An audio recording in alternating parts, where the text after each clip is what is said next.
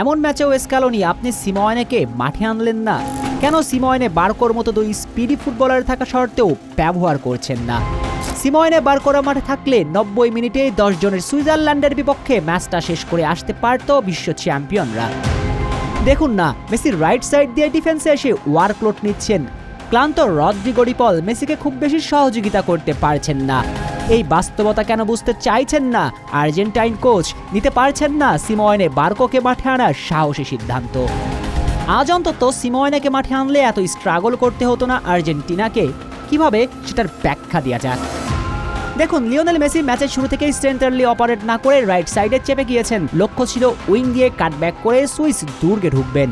কিন্তু রাইট ব্যাকে Malina defensive solid না হওয়ার জন্য মেসিকে প্রায় সময় নিচে নেমে আসতে হচ্ছিল, কার্যত যে কাজটা করার কথা রদ্রিগো ডি পলের। প্রথম হাফের শুরুতে ডিপল এটা করতে পারলেও একটা সময় ডিপল যেন দম হারিয়ে ফেলেন। বাধ্য হয়ে মেসিকে বারবার ট্র্যাক ব্যাক করে নিচে আসতে হয়, তাতে করে মেসির ওপরে ওয়ার্কলোড পড়ে। কিন্তু ডিপলের পরিবর্তে সিমোয়েনেকে দেখা যেত, তাহলে সিমোয়েনের গতি যথেষ্ট ছিল ট্র্যাক ব্যাক করে নিচে এসে ডিফেন্সিভ কন্ট্রিবিউশন রাখার।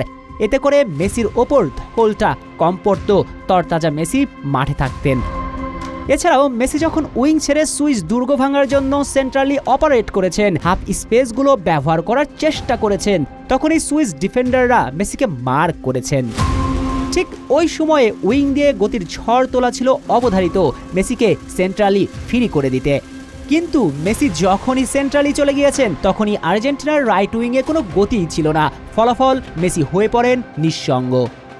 তবুও সিমোনেকে মাঠে আনার গার্ডস দেখাতে পারলেন না আর্জেন্টাইন বস। যদিও আলভারেজের ব্রিলিয়ান্সিতে ম্যাচটা জিতেছে, তবুও প্রশ্ন থামে না, ইংল্যান্ড ম্যাচেও কি সিমোনে বার্কোর মতো স্পিডি ফুটবলারকে স্ক্যালোনি ব্যবহার করবেন না?